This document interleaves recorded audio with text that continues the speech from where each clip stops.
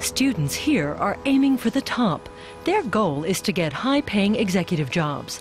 So they've come to the European School of Management and Technology, or ESMT, in Berlin.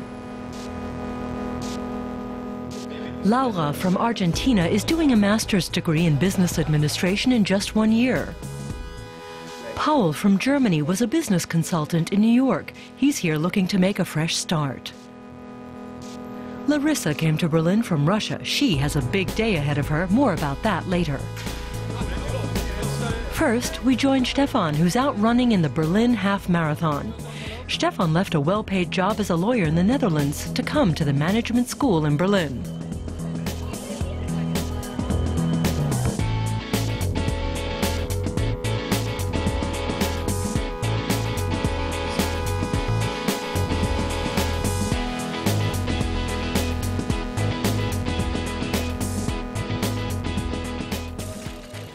The workload at ESMT doesn't leave Stefan much time to train.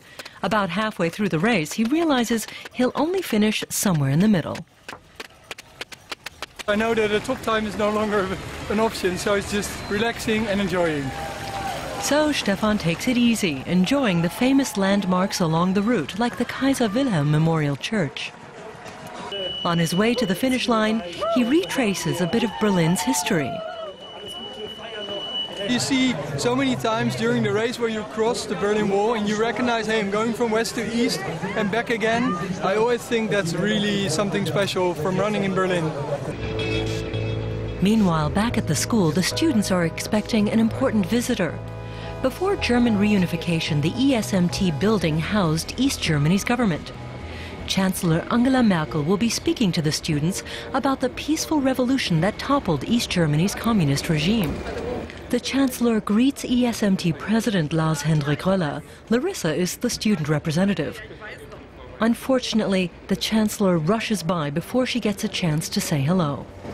Still, Larissa's not complaining. It's not every day you get to see an international leader in the flesh.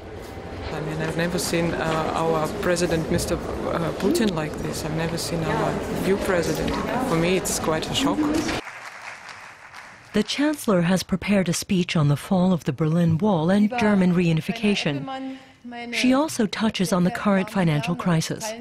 Perhaps coping with this crisis is the first real collective challenge, one that's also perceived collectively, that we faced as a united Germany.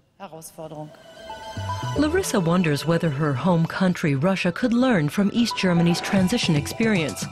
She ponders the question as she looks around the room that was once the office of former East German leader Erich Honecker. This experience, what happened in Eastern Germany, how the transition actually happened, and I think that we could somehow apply this model in Russia, because still we got a lot of troubles. We are not a capitalist society still because of we lack of economic knowledge and financial knowledge.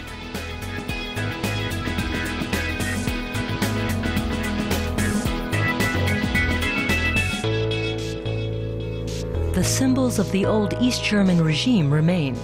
There's a definite irony in the ESMT teaching students the rules of capitalism in a building that used to house a communist government. A crash course in capitalism, part of the ESMT program. Students are put in charge of a major imaginary company for 2 days. They're asked to manage a multi-million-euro business. 5 teams compete against each other. The winner gets an Oscar. Paul and Stefan are in a group together. They have to balance the books, develop strategies, and decide whether layoffs will increase profits for shareholders. It's just a game, but with real-life consequences. We'll get a final grade as a group, and we're competing against other groups. In one of those groups, Larissa and Laura are learning the ropes of company management. Laura is responsible for human resources and training, and also for layoffs. It's a high-pressure job. Ah, because you've hired people. You're fired. Stefan and Paul spend hours fine-tuning their master plan for their company. These CEOs of the future will have to fight against the negative stereotypes created during the financial crisis. A few very greedy bankers have painted a picture of greedy managers. I don't know where that's coming from, but it's not what we learn.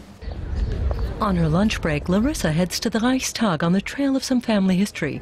Her grandfather fought for the Soviets during the Battle of Berlin in 1945. He was only 25 when the war finished, and I mean, this 4 years maybe he became more grown up than I am now. A member of the Bundestag shows Larissa the graffiti left by the Soviet troops who stormed the Reichstag. Stalingrad in Berlin.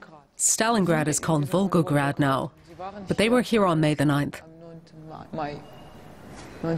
Larissa can't find anything by her grandfather, but it's still an eye-opening experience. I see people, I can imagine their feelings. Wow, it's amazing. I can imagine what they felt when they wrote this. Later on that evening, it's still not clear which group did the best job managing a company. Tune in next time to find out who takes the top spot and the Oscar. Meanwhile, Laura gets individual coaching. She wants to learn to be more assertive.